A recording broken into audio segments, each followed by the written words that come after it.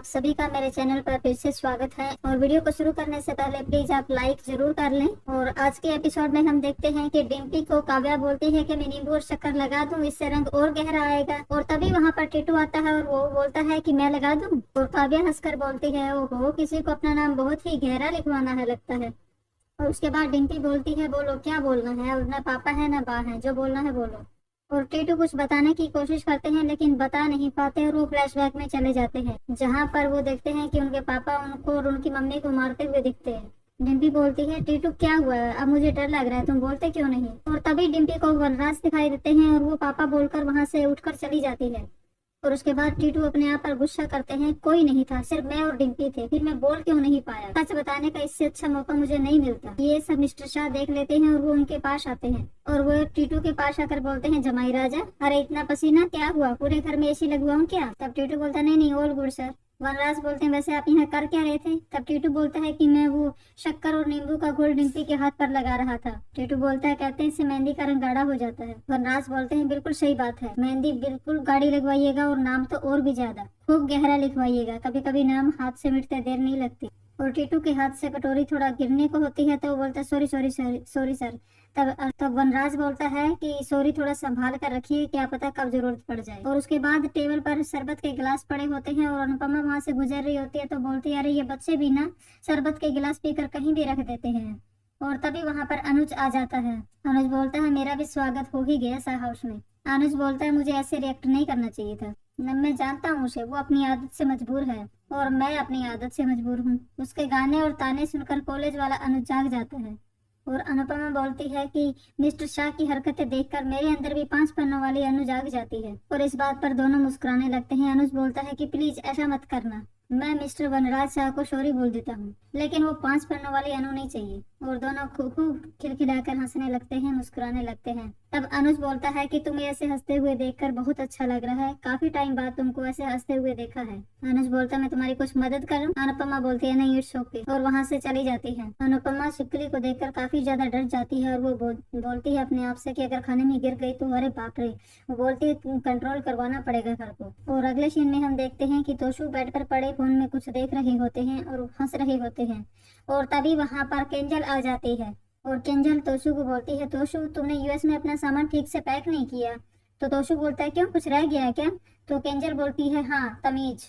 तभी तो वो जो इंसान यूएस में अनुज जी की तापलूसी करते नहीं थकता था, अब यहाँ आने पर इंडिया में उसी से बदतमीजी कर रहा है। तब तोशु बोलता है हाँ केंजल मैं तमीज बैग पैक करना भूल गया, लेकिन तुम ताने मारना बिल्कुल नहीं भूली। पक गया हूँ मैं केंजल, जिंदगी जहर करती है तुमने मेरी। और क्यों बात करूँ मैं उस अनुज की, हुई ही नहीं बात करनी मुझे उसके बारे में, भाड़ में जाए वो। और ये सुनकर केंजल थोड़ा इमोशनल हो जाती है और उसको ऐसे इमोशनल देखकर तोशु बोलता है हाय अबला नारी, हाय बेचारी। अनुपमा 2 बिल्कुल भी तुम मम्मी बनने की कोशिश मत करना, क्योंकि मुझे बिल्कुल फर्क नहीं पड़ता तुम्हारे इन घड़ियाली आंसुओं से। मेरी माँ इतनी आंसू बहा चुकी है ना, मैं अब इंश्योर हो चुका हूँ, कोई फर्क नहीं पड़ता मुझे, कोई संपत्ति नहीं होती मुझे किसी से। और रही बात उस अनुज की, वो तो दुनिया का सबसे विचित्र प्राणी है। मुझे लगता था कि मम्मी उसे फंसाने की कोशिश कर रही है, लेकिन वो तो खुद फंसने के लिए तैयार है। अच्छी खासी लड़की है वो श्रुति, उसे वहाँ उस हाल में छोड़कर यहाँ दुमछल्ला बन के मेरी मम्मी के पीछे पड़ा है। और पता नहीं क्या पुड़िया बांधी है उसको कि उसकी बेटी को भी साथ में ले आया। अब मजा आएगा, लेकिन इनके उधेड़ उम्र के प्यार को देख के बड़ा मजा आएगा।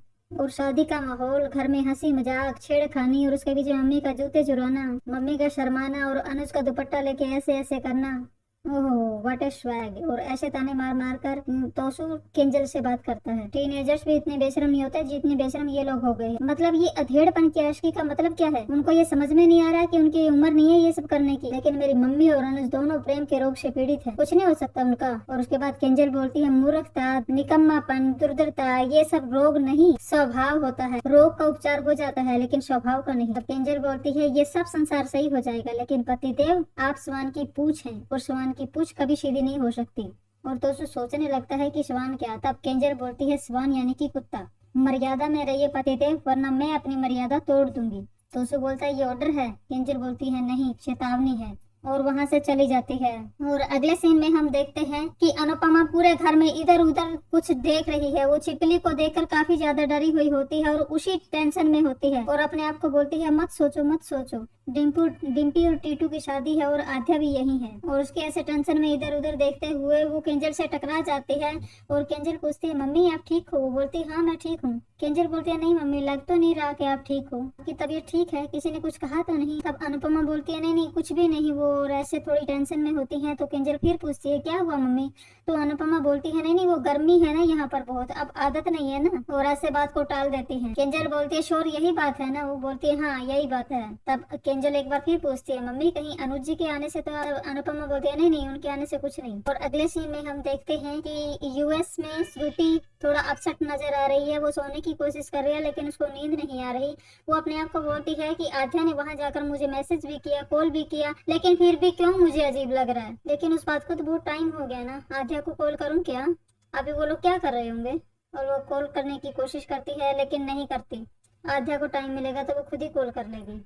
और उसके बाद श्रुति फ्लैशबैक में अनुज और अनुपमा के सीन याद करती है जहां पर अनुज अनुपमा को बोलता है कॉन्ग्रेचुलेशंस कॉन्ग्रेचुलेशंस। और श्रुति कुछ बुक पढ़ने की कोशिश करती है लेकिन वो नहीं अपना ध्यान लगा पाती। और अगले सीन में वो देखती है कि अनुज को चोट लगी हुई है और अनुपमा उनको पट्टी बांध रही है। श्रुति काफी ज्यादा अपसेट होती है और अपने आप को बोलती है इट्स ओके श्रुति, एक ही के साथ आध्या है लेकिन अनुपमा भी तो वही है।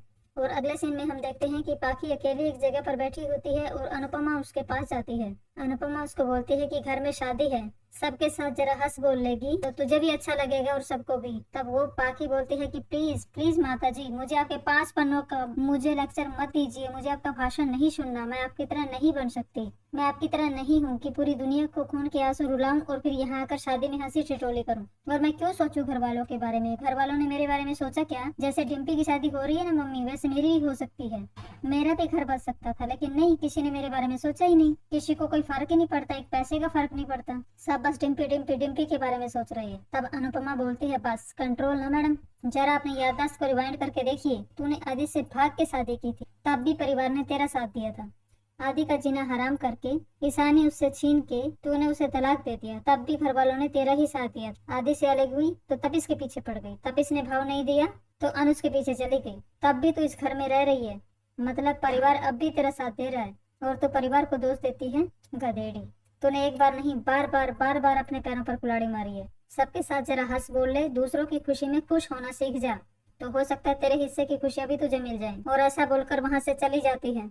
और अगले सीन में हम देखते हैं कि मेहंदी लगवा रहे हैं, सब घर वाले वहीं पर बैठे हैं और काव्या अनुपमा को खींचकर लेकर जाती है और बोलती है अनुपमा यहाँ आओ, सारा काम तुम करती रहो और घर की रस्में और घर के सारे लोग रस्में निभाएं, बैठो और मेहंदी लगवाओ। तब अनुपमा बोलती है नहीं नहीं मैं नहीं, तो वो बोलती है बैठो यहीं और मेहंदी लगवाओ। तब डिम्पी बोलती है मेरी शादी है मम्मी, छोटा सा ही लेकिन कुछ तो लगवाइए। काव्या मेहंदी वाली एक लड़की को बुलाती है मेहंदी लगाने के लिए। तब वो लड़की, मेहंदी वाली लड़की बोलती है कि दीदी अपने पति का नाम बताइए ना, मैं आपके पति का नाम आपके हाथ पर लिखूंगी। और सभी घर वाले ये सुनकर थोड़ा शॉक्ड हो जाते हैं। और उसके बाद वनराज बोलते हैं अनुज, और वनराज बोलता है अरे बेचारा 7 समुद्र पार से तुम्हारे लिए आया है, दिल पे नहीं तो कम से कम हाथ पे तो उसका नाम लिखवा लो। उसके बाद अनुपमा बोलती है कि कोई सिंपल सा डिजाइन बना दीजिए। तब अंश वहां पर आता है और बोलता है कि दादी के हाथ पर मेहंदी मैं लगाऊं, और सब लोग खुश हो जाते हैं और बच्चे उसको चिढ़ाते हैं कि अरे अंश तू एक स्ट्रेट लाइन तो अच्छे से बना नहीं पाता, तू क्या मेहंदी का डिजाइन बनाएगा? और सब उस पर हंसने लगते हैं। और अनुपमा को बोलता है दादी देखो ना सब। तब अनुपमा बोलती है सबके सब चुप। अनुपमा बोलती है मेरा अंश सबसे बेस्ट मेहंदी लगाएगा अपनी दादी को। और उसके बाद अनुपमा अंश को प्यार करने लगती है और ये देखकर वनराज को थोड़ी जलन होती है और वो बोलता है कि अंश मेरे पास आओ। तब अंश बोलता है 2 मिनट दादू, मैं पहले दादी को मेहंदी लगाऊंगा। और अंश अनुपमा को मेहंदी लगाता और उसके बाद काव्या और अनुपमा अपनी बातों में मस्त हो जाते हैं और वो दोनों अपनी बातों में इतनी ज्यादा बिजी होती हैं कि उनका ध्यान ही नहीं जाता कि अंश हाथ पर क्या मेहंदी लगा रहा है। और उसके बाद अंश अनुपमा का हाथ टेबल पर खड़े होकर सबको दिखाता है और बोलता है कि देखो कितना नीट एंड क्लीन लिखा है। और सब घर वाले हाथ पर लिखा देखकर थोड़े हैरान से हो जाते हैं और अनुपमा को इस बात का पता ही नहीं होता। जब वो सब घर वालों के चेहरे देखती है तो खुद हाथ को देखती है और देखती है कि हाथ पर अनुज लिखा हुआ है और वो अनुज लिखा देखकर खुद भी शॉक्ड हो जाती है। और उसके बाद आध्या बहुत ज्यादा गुस्सा हो जाती है और वो अंश को बोलती है, अंश ये क्यों लिखा तुमने, अकल नहीं है क्या तुम्हें? तब अंश बोलता है, सॉरी पर दादू ने यही बोला था। तब अंश बोलता है कि मम्मी के हाथ पे मैजिक अंकल का नाम है, काव्या के नाम पे दादू का नाम है, तो दादी जिनके ऊपर एकदम हीरोइन बन के गिरी तो दादी के हाथ पे उन्हीं का नाम होगा ना। तब वनराज हंसकर बोलते हैं, आजकल के बच्चे भी ना, अब वैसे इनकी भी क्या गलती है, हीरो हीरोइन वाली हरकतें करोगे तो बच्चे बेचारे क्या करेंगे, गलत थोड़ी समझ रहा है। और उसके बाद आध्या गुस्सा हो जाती है और बोलती है कि अंश ये नाम मिटाओ। वो बोलता है, कोई मेरी दादी की मेहंदी नहीं मिटाएगा। आध्या गुस्से में आकर बोलती है, शट अप। तो अंश बोलता है, यू शट अप, ये अहमदाबाद है हुई और यहाँ और ये अंश का इलाका है। तब वनराज बोलता है, बस बेटा बस बस बस। और उसके बाद अनुज आध्या के पास आते हैं और बोलते हैं, आध्या ये क्या है? अनुज बोलता है, अंश छोटा बच्चा है, उसे पता भी नहीं वो क्या कर रहा है, वो वही करेगा ना जो उसे बोला जाएगा, पर आपको तो ऐसा नहीं सिखाया गया था ना। आध्या बोलती है, हूँ नोज, उसने खुद ने कहा या उससे किसी ने सिखाया है? और आध्या का शक अनुपमा की तरफ जाता है। वो नाम मिटाने के लिए बोलती है और अनुज आध्या को रोकने की कोशिश करता है। तो उसके बाद आध्या बोलती है कि चलो हम यहाँ से चलते हैं। अनुज बोलता है, नहीं हम यही रुकेंगे। तब बाप बोलती है, इसीलिए मैं कह रही थी अनुपमा को यहाँ मत बुलाओ, अब भुगतो। उसके बाद अनुज बोलता है बा को कि बा मुझे मैं जानता हूँ कि आपको अनु का यहाँ आना अच्छा नहीं लग रहा है। अंश और आध्या की गलतियों की माफी मैं आपसे मांगता हूँ, इन दोनों को ऐसा नहीं करना चाहिए था। और उसके बाद अनुपमा हाथ धोने चली जाती है और उसके बाद अनुपमा अपने हाथ पर अनुज का नाम देखकर थोड़ी इमोशनल होती है। वो अपने हाथ से मेहंदी मिटा देती है लेकिन अनुज को नहीं मिटा पाती, जो की मेहंदी उनके हाथ पर रच चुकी है। और फिर वो सीन याद करती है जहाँ पर श्रुति उनको बोलती है कि आप वापिस आएंगी तो अच्छा होगा, आप मेरी और एके की शादी भी अटेंड कर लेंगी। अनुपमा अपने हाथ को देख रही होती है और तभी वहां पर वनराज आ जाता है और बोलता है, क्या हुआ, 5 सेकंड में मेहंदी का रंग इतना गहरा हो गया, नाम मिट ही नहीं रहा है। तब अनुपमा हाथ दिखाते हुए बोलती है कि लिखा हुआ नाम मिट गया है। वनराज बोलता है, हाँ मिट गया लेकिन निशान रह गया। और अनुपमा इधर उधर देखने लगती है वनराज की तरफ। वनराज बोलता है, क्या क्या कर रही हो? तब अनुपमा बोलती है, देख रही हूँ आप रायता फैलाने के बादशाह हैं लेकिन आपके सिर पर ताज कहाँ है? उसके बाद वनराज हंसता है और बोलता है, वैसे तो तुम भी बेशर्मी की रानी हो, ताज तो तुम्हारे सिर पर भी नहीं है। और उसके बाद अनुपमा वहां से जाने लगती है लेकिन तभी वनराज गाना गाने लगता है और गाना गाने लगता है। तब अनुपमा बोलती है, गाना गाने का बहुत शौक चढ़ा है ना आपको? पर मिस्टर शाह मेरी एक बात ध्यान से सुन लीजिए, ये सब जो आप अकेले में बोलते रहते हैं ना, ये सब हरकतें जो करते रहते हैं ना, इसका मुझे जवाब तक देने का मन नहीं होता, लेकिन अगर आपने बच्चों के सामने कोई भी छिछोड़ापन किया ना तो उसका जवाब मैं दूंगी। मिस्टर शाह बोलता है, तुम जवाब दोगी मुझे? अनुपमा बोलती है, हाँ अपना मुंह संभाल के रखिएगा क्योंकि मैं सिर्फ जवाब नहीं मुंह तोड़ जवाब दूंगी। और उसके बाद अगले सीन में हम देखते हैं कि श्रुति कमरे में इधर से उधर फिर रही होती है और काफी टेंशन में होती है और बोलती है कि आध्या ने कहा था कि मैं 15 मिनट में कॉल करूंगी लेकिन अभी तक उसकी कॉल नहीं आई। और उसके बाद वो खुद आध्या को कॉल लगाती है लेकिन उस टाइम आध्या के दोनों हाथों पर मेहंदी लगी होती है और वो कॉल नहीं उठा पाती। आध्या कॉल उठाने लगती है लेकिन देविका उसको रोक देती है, अरे अरे नहीं, 15 मिनट बाद मेहंदी सूख जाएगी, उसके बाद कॉल बैक कर लेना। और श्रुति काफी ज्यादा टेंशन में हो जाती है कि आध्या मेरा फोन क्यों नहीं उठा रही। और उसके बाद श्रुति अपने आप को काम डाउन करने की कोशिश करती है और बोलती है कि एके और आध्या आज ही तो वहाँ पर पहुंचे हैं ना, सबसे मिलने के बाद बिजी हो गए होंगे, यही रीजन होगा। और उसके बाद श्रुति के फोन पर आध्या की वीडियो कॉल होती है। आध्या बोलती है, आई एम सॉरी, मेरे दोनों हाथों पर मेहंदी लगी है ना, इसलिए मैं आपका फोन नहीं उठा पाई। तब श्रुति बोलती है, वाह सो ब्यूटीफुल, तुम्हारे हाथों पर मेहंदी बहुत अच्छी लग रही है। और तभी वहाँ पर अनुपमा आ जाती है और अनुपमा को देखकर आध्या बोलती है कि श्रु आप भी अपनी शादी में ना डिजाइनर वाली मेहंदी लगवाना, मैं इंडिया से ना बहुत अच्छी ऑर्गेनिक वाली मेहंदी लेके आऊंगी और पॉप्स का नाम ना ऐसे लिखवाना मेहंदी में कि पॉप्स ढूंढ ही ना पाए। आध्या श्रुति से बात करने में बिजी हो जाती है, उसका ध्यान ही नहीं रहता कि उनके पीछे एक बल्ब है जो कि गर्म है और ये सब अनुपमा देख लेती है और कहीं आध्या का हाथ न जल जाए, उसको बचाने के लिए वो आध्या के पास जाती है और आध्या के बोलती है,